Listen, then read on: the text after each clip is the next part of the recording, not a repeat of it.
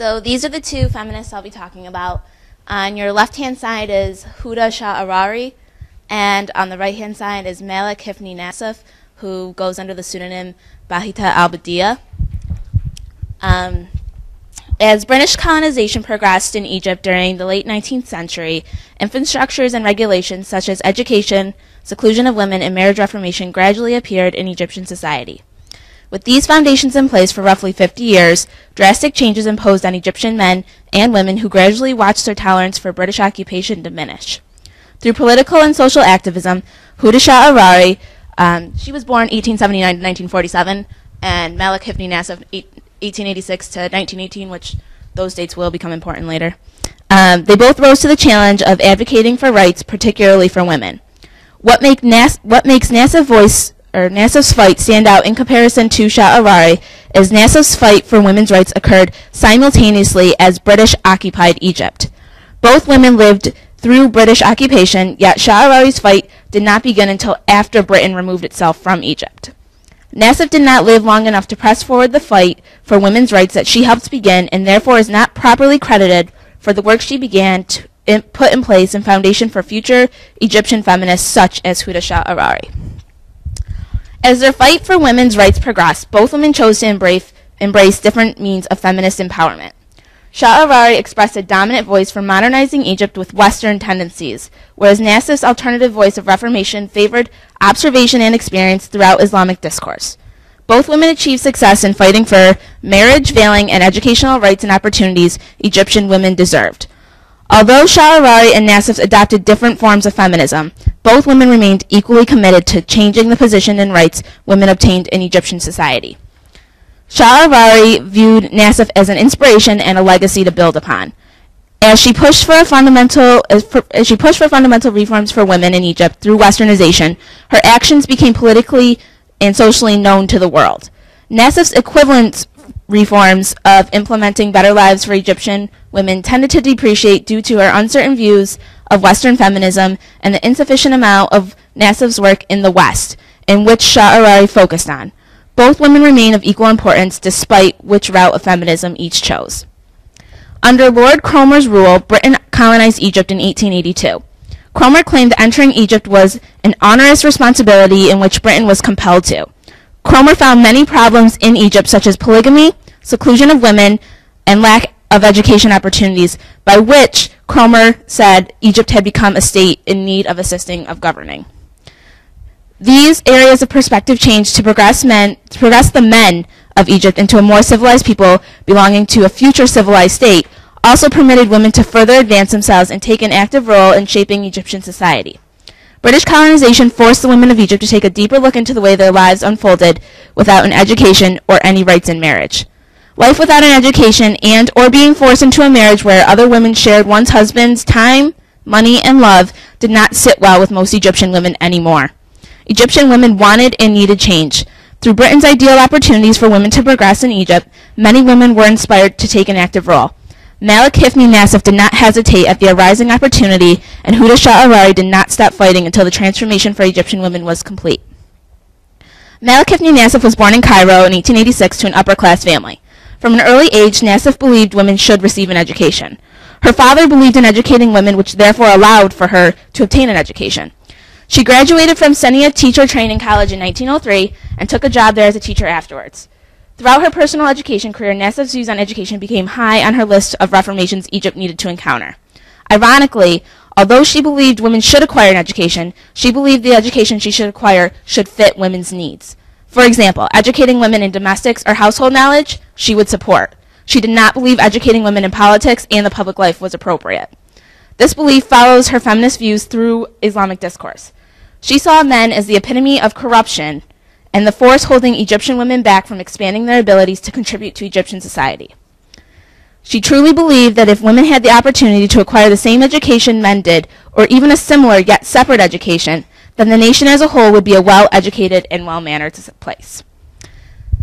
Nassif's focus was not only directed to the limited access of education available for women, but also the role of the veil. Nassif's opposition of unveiling did not derive from the typical conservative reasons such as religion or modesty, which other women used to advocate for unveiling. She did not believe religion dictated anything specific on the matter to women, nor that women who veiled were more modest than those who didn't, for true modesty was not determined by the presence or absence of the veil. Many women saw the veil as another way for men to suppress women, but not Nassif. Her resistance towards unveiling derived through observation and experience she encountered of unveiled women in Egypt. From her data, she concluded that most women who chose to unveil belonged to the upper class. They did not unveil because they pursued an extreme desire for liberty, rather they unveiled because of their preoccupation with fashion, which upper-class women commonly concern themselves with. Nassif did not believe fashion counted as a legitimate reason for why women were to suddenly take off the veil they had been wearing for centuries. Although Nassif opposed unveiling, she did not attack women who chose to no longer wear it. She believed women should be allowed to choose certain aspects of their lives, but should do so with a proper education behind them. The men who directed their focus on unveiling women bothered Nassif even more than women unveiling for the wrong reasons. She believed the men who ordered women to abruptly remove the veil were corrupt, and both men and women were not ready to experience the outcomes of what would happen if a woman suddenly unveiled and merged into society. Nassif felt without having proper education behind such a radical choice, women's ignorance about unveiling would increase. Between the crookedness of men and the ignorance of women, perhaps due to the lack of education, Nassif believed mixing the sexes and unveiling would lead to total disarray, which Egyptian society was in no position to take on. Nassif believed part of the disorder of Egypt fell upon the greediness of men in the correlation with marriage. Just as Lord Cromer felt strongly about the negative effects polygamy had on Egyptian society, Nassif also believed polygamy acted as the main contributor holding back the women of Egypt as equals of society. Women did not have a voice in whom they wanted to marry or what age they would be married off. Typically, the woman's family, especially her father, would decide who and when the daughter would marry. Usually it was in a form of a business arrangement. To make matters worse, men often abused their rights of marrying more than one woman. Even with the strong views Nassif had about polygamy, she did not completely resent the practice because certain situations allowed for Islam to condone it. She did not disapprove of the practice if men used it properly and in correlation with the Prophet's beliefs. One may infer, although Nassif truly wanted women to have better lives in Egypt, she would not jeopardize her relationship with Islam to help women obtain those rights. Nassif's strong advocacy for women's rights within marriage comes from her own personal experience. Her father chose her husband who was already married to another woman. She did not find this out until after she was married. And this caused her great turmoil. And worst off, she kept her pain inside of her rather than displaying it. She continued on with the marriage because she could not stand the fact of dishonoring her family's name. If your family said you're going to marry this person, that's who you're going to marry. You're not going to jeopardize any business relationship, anything with your family for your own personal feelings. Worse than jeopardizing her relationship with her family, she did not want to become the new reason or the new face of what happens when a woman is educated. So they would take her as an educated woman and see that she's having problems in her marriage, and the only reason she's saying something is because she has education behind her. She did not want to take the positive image that Britain was imposing for women, or for women to be educated, and mess it up. So Nassif's assistance in renovating Egypt began in the early 1900s and lasted to her unexpected death in 1918. Her contributions in the feminist movement included speeches, lectures, articles, and more.